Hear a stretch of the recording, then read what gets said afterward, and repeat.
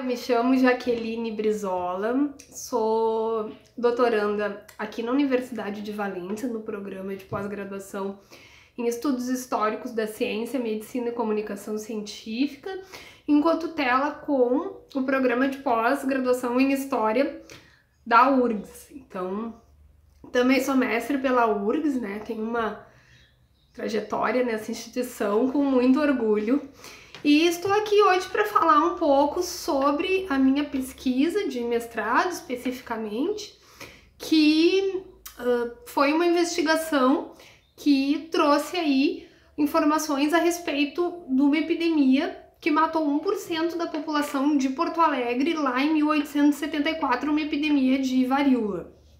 E como que a gente pode aprender com esses eventos epidêmicos do passado e comparar também, né, com essa situação que a gente está vivendo hoje aí em tempo real com o coronavírus, né, em pleno século XXI.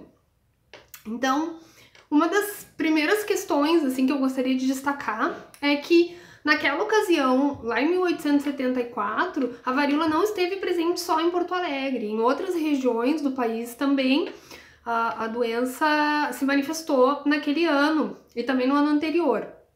Mas ela chega em Porto Alegre em fevereiro de 1874, é quando a gente tem os primeiros casos, e ela só termina lá em dezembro daquele ano. Ou seja, a população de Porto Alegre passou o ano inteiro tratando dessa questão e teve um momento de pico, digamos assim, de casos que vai ser lá em maio, junho e julho, onde as pessoas estavam morrendo em massa, né? Mas a gente sabe disso justamente porque a gente tem acesso aos registros de óbito que estão lá no arquivo da Santa Casa de Misericórdia de Porto Alegre, e qualquer pessoa pode acessar, qualquer interessado pode acessar.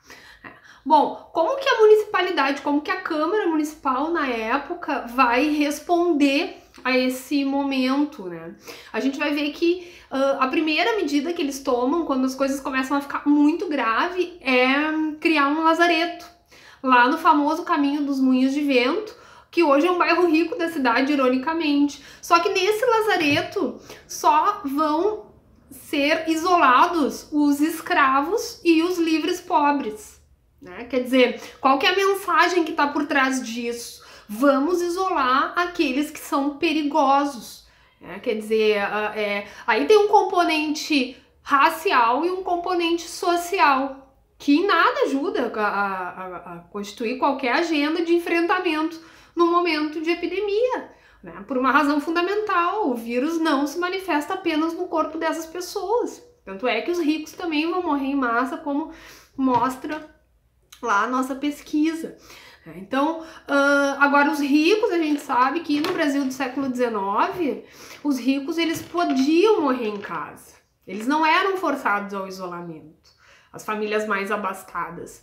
E isso, de fato, gerava um descontrole durante as epidemias, porque, como a gente já colocou, o vírus não escolhia classe social, nem cor, nem título honorífico, né, nem condição jurídica. Então, essa é a primeira questão, como que o estigma, isso a gente vai ver em outros eventos epidêmicos também, né? Não é só no caso da epidemia de varíola, como que o estigma ele vai se repetindo. As pessoas vão estigmatizando, né, determinadas populações em detrimento de outras, achando os culpados, como estão tentando fazer agora com o coronavírus. A gente observa que tem muitos desavisados querendo culpar os chineses. Agora, porque supostamente a mídia, né, nos coloca que a epidemia, os primeiros casos foram na província de Wuhan, lá na China. Bom, então esses são os culpados do grande problema que a gente está vivendo agora.